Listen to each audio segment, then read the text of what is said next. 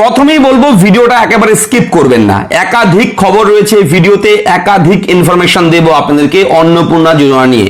হ্যাঁ, অন্নপূর্ণা যোজনায় অনেকেই টাকা পায়নি, অনেকেই আবার গত মাসে পেয়েছে, এ মাসে পায়নি। অনেকের আবেদন হয়েছেন, আবেদন করেছেন, আপনারা হার্ড কপি অনেকেই ডাউনলোড করেননি, এবং ডাউনলোড যারা করেননি তারা কি করবেন, এবং টাকা না পেলে আপনার বর্তমান কি কাজ করতে হবে, এবং কোন কাজটা করলে আগামী মাসে আপনার পেমেন্ট 100% আপনার ব্যাংক অ্যাকাউন্টে ঢুকে যাবে। অন্নপূর্ণা যোজনার 3000 টাকা প্রতি মাসে যেটা দেওয়া হচ্ছে পশ্চিমবঙ্গ রাজ্য সরকারের পক্ষ থেকে, এবং গতকালকেই কিন্তু রিলিজ করেছে পশ্চিমবঙ্গ রাজ্য সরকার। আপনারা জানেন সবাই, প্রচুর ব্যাংক অ্যাকাউন্টে কিন্তু প্রচুর মহিলা, প্রায় 1 কোটিরও বেশি মহিলার ব্যাংক অ্যাকাউন্টে কিন্তু এই টাকা ঢুকে গেছে গতকালকে, এবং তার মধ্যে হয়তো আপনিও রয়েছেন। যদি আপনি টাকা পেয়ে থাকেন কমেন্ট করে জানাবেন, এবং A to Z বলবো, আপনি অবশ্যই ভিডিওটা দেখবেন মনোযোগ সহকারে, আপনি অবশ্যই ভিডিওর সঙ্গে থাকবেন, এবং কোথাও কোনো রকম ডাউট থাকলে, কোনো প্রশ্ন থাকলে কমেন্ট বক্সে এসে লিখে জানাবেন। দেখুন, জানিয়ে রাখি, এই অন্নপূর্ণা যোজনায় যদি আপনি আবেদন করে থাকেন অফলাইন অথবা অনলাইন, যেভাবেই খুশি আপনি আবেদন করেছেন, হয়তো বিএলওর কাছে আবেদন করেছেন, অথবা আপনি নিজেই কোনো সাইবার ক্যাফে থেকে আবেদন করেছেন, অনলাইনের মাধ্যমে আবেদন করেছেন। অনলাইনে আবেদন করলে আপনার কাছে একটা টেম্পোরারি আইডি নাম্বার থাকবে অবশ্যই। তাছাড়া কিছুদিনের জন্য কিন্তু সেই পোর্টালে, যে পোর্টাল social.www.gov.in, সেই ওয়েবসাইটে হার্ড কপি ডাউনলোডের অপশন ছিল, ফর্ম ডাউনলোডের অপশন ছিল, সেই অপশনে ক্লিক করে ফর্মটাও ডাউনলোড করে রেখেছেন। তাদের তো প্রমাণ আছে, কিন্তু বিএলওর কাছে যারা জমা করেছেন ফর্ম অফলাইনে, তাদের কাছে কোনো অ্যাকনলেজমেন্ট নাম্বার নেই, সিরিয়াল নাম্বার কোনো কিছু নেই, বেশিরভাগ ক্ষেত্রেই নাম্বার নেই। তো তাহলে তারা কি করবে? তো বলে রাখি, একটা হেল্পলাইন নাম্বার দেওয়া হয়েছে পশ্চিমবঙ্গ রাজ্য সরকারের পক্ষ থেকে। সেই নাম্বারে আপনার কন্ট্যাক্ট, সোম থেকে শনি সকাল 10টা থেকে বিকেল 5টার মধ্যে অফিস আওয়ারে আপনারা কল করবেন। নাম্বারটা নোট করুন, আমি বলে দিচ্ছি, তারপরে আরো আলোচনা রয়েছে।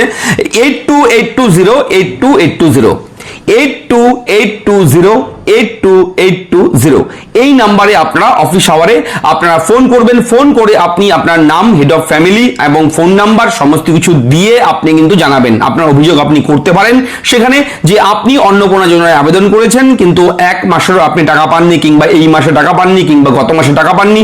তো যা সমস্যা সেটা আপনি বলবেন, তাহলে খুব শীঘ্রই কিন্তু ডিপার্টমেন্টাল অ্যাকশন নেবে। ঠিক আছে, বিডিও অফিস থেকে আপনাকে কল করা হবে, অঞ্চল অফিসে ডাকা হতে পারে, এবং আপনার সমস্ত ডকুমেন্ট ভেরিফিকেশন করে আবার কিন্তু আপনার অ্যাপ্লিকেশন ফর্মটা সাবমিট করতে হতে পারে। তো এটা কিন্তু অবশ্যই ফার্স্ট স্টেপ আপনার। দ্বিতীয় স্টেপ হচ্ছে আপনাকে সরাসরি সশরীরে আপনার যেতে হবে বিডিও অফিসে। হ্যাঁ, যে অ্যাকনলেজমেন্ট নাম্বার আছে আপনার, যারা অনলাইনে আবেদন করেছেন বিশেষ করে তাদের সুবিধা হবে এটা।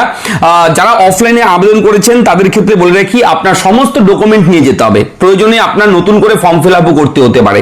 কিন্তু যারা অনলাইনে অ্যাপ্লাই করেছেন, আপনাদের নতুন করে যেহেতু ডেটা সমস্ত কিছু দেওয়া হয়েছে, অনলাইনে ফিল আপ করার সময় অনলাইনে তথ্য দিয়েছেন, সেহেতু আপনি জাস্ট আপনার টেম্পোরারি আইডি নাম্বার যেটা জেনারেট হয়ে, একটা নাম্বার জেনারেট হয় আপনার অ্যাপ্লিকেশন এগেইনস্টে, সেই নাম্বারটা নিয়ে গেলেই কিন্তু তারা এন্ট্রি করে আপনার সমস্ত তথ্য চেক আউট করে নিতে পারবে। তাই অ্যাপ্লিকেশন নাম্বারটা অবশ্যই নিয়ে নেবেন, যে টেম্পোরারি আইডি নাম্বার যেটা, সেটা নিয়ে যেতে হবে। সেটা নিয়ে বিডিও অফিসে গিয়ে যোগাযোগ করবেন। সেখানে অন্নপূর্ণা যোজনার যে আলাদা সেকশন আছে, বিভাগ আছে, সেখানে গিয়ে কথা বলুন।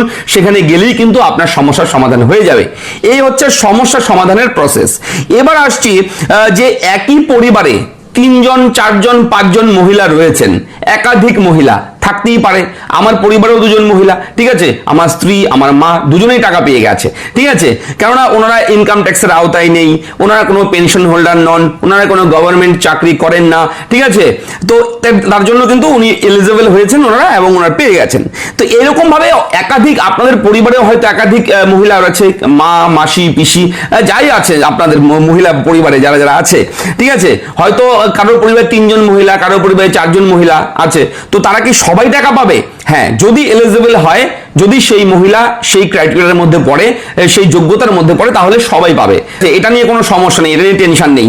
হয়তো আপনার বাড়ির 5 জন মহিলা, 3 জন মহিলা, গতকালকে হয়তো একজনের অ্যাকাউন্টে টাকা ঢুকেছে, আর 2জনের 3 জনের, আর বাদবাকি মহিলার অ্যাকাউন্টে টাকা ঢোকেনি। এটা নিয়ে দুশ্চিন্তা করবেন না, ধাপে ধাপে টাকা দেওয়া হচ্ছে।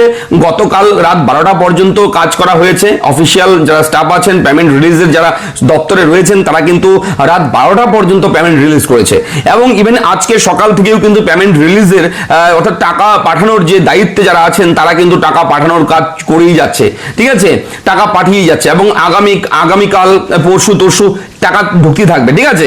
তো একদিনে 1 কোটি এত মানুষের অ্যাকাউন্টে টাকা ঢোকানো পসিবল না, ঠিক আছে। জাস্ট গতকালকে শুভ উদ্বোধন করেছেন, ঠিক আছে, ফিতা কেটেছেন এক কথায়, ঠিক আছে। তো এক এক করে সবার অ্যাকাউন্টে টাকা ঢুকে যাবে। এবার দেখুন আজকে সারাদিন রয়েছে, দেখুন টাকা ঢুকে যেতে পারে, আগামী কালকেও টাকা দেবে। তো আপনারা দুশ্চিন্তা করবেন না। এবং জানিয়ে রাখি, ব্যাংকের কিন্তু ডিবিটি লিঙ্ক থাকতে হবে। যদি টাকা না ঢুকে থাকে তাহলে কিন্তু এটাও চেক করতে হবে আপনার, হয়তো আপনার ডিবিটি লিঙ্ক নেই, টাকা হয়তো সরকার চেষ্টা করছে, গভর্নমেন্ট চেষ্টা করছে আপনার অ্যাকাউন্টে টাকা ঢোকাতে পারছে না, কারণ আপনার ব্যাংকে হয়তো ডিবিটি লিঙ্ক নেই। সেটাও কিন্তু চেক করবেন। যদি ডিবিটি লিঙ্ক না থাকে তাহলে কিন্তু ডিবিটি লিঙ্ক করে নেবেন, নিজেই করা যায়, অথবা সাইবার ক্যাফে থেকেও আপনি করতে পারেন। আরেকটা বিষয় বলে রাখি, টাকা হয়তো আপনার ব্যাংকে ঢুকে গেছে, আপনি ব্যাংক অ্যাকাউন্ট চেক করেননি, কিংবা আপনি অপেক্ষায় রয়েছেন মোবাইলের ইনবক্স চেক করতে, ঠিক আছে। আপনি কিছুক্ষণ পর মোবাইলের মেসেজ দেখছেন যে মেসেজ এলো কিনা, টাকা ঢুকেছে কিনা, হয়তো মেসেজ ঢোকেনি। মেসেজ কোনো অনেক কারণ থাকে, মেসেজ নেটওয়ার্কের ইস্যু থাকে, ব্যাংকের সঙ্গে মোবাইলের যে লিঙ্ক সেখানে এসএমএস লিঙ্ক নাও থাকতে পারে, তো তার জন্য হয়তো এসএমএস ঢোকেনি। কিন্তু এসএমএস না ঢুকলেও আপনার ব্যাংক ব্যালেন্স চেক করতে হবে, স্টেটমেন্ট চেক করতে হবে, ঠিক আছে। তাছাড়া বলে রাখি, যাদের এসএমএস ঢোকেনি তাদের ফোনে কিন্তু একটা গভর্নমেন্টের পক্ষ থেকেও কিন্তু একটা এসএমএস দেওয়া হচ্ছে।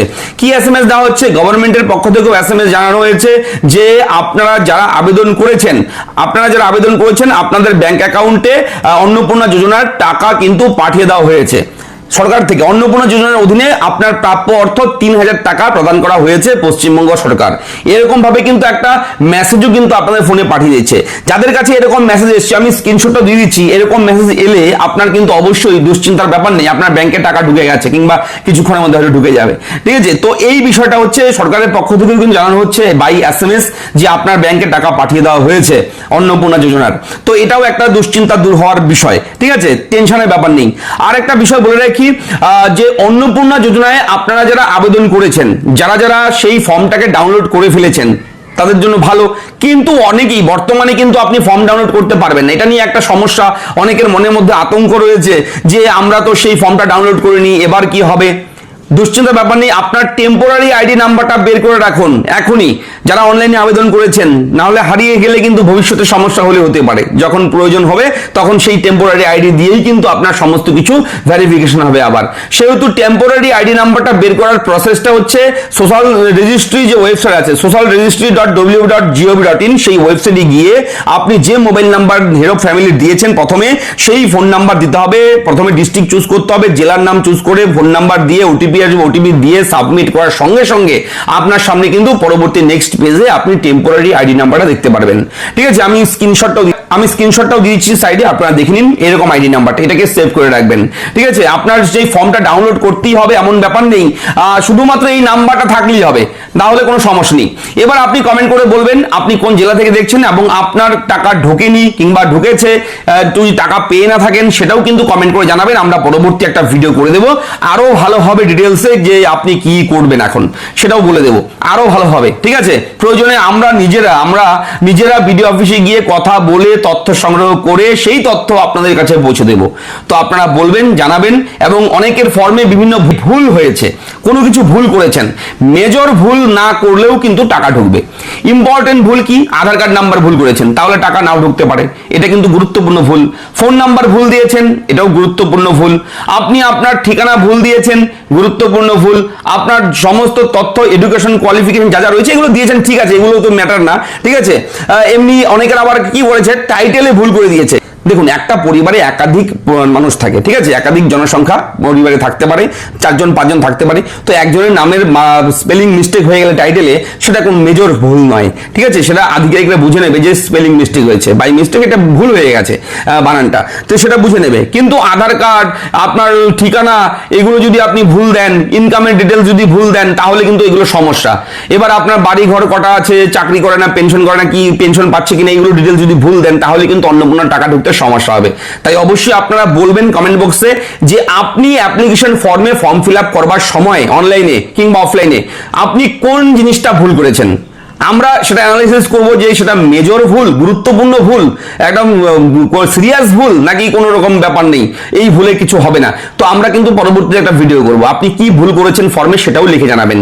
তো এই হচ্ছে আপডেট, কেমন লাগলো লিখে জানাবেন, চ্যানেলটাকে সাবস্ক্রাইব করবেন। দেখা হচ্ছে নেক্সট ভিডিওতে, ভালো থাকবেন, ধন্যবাদ।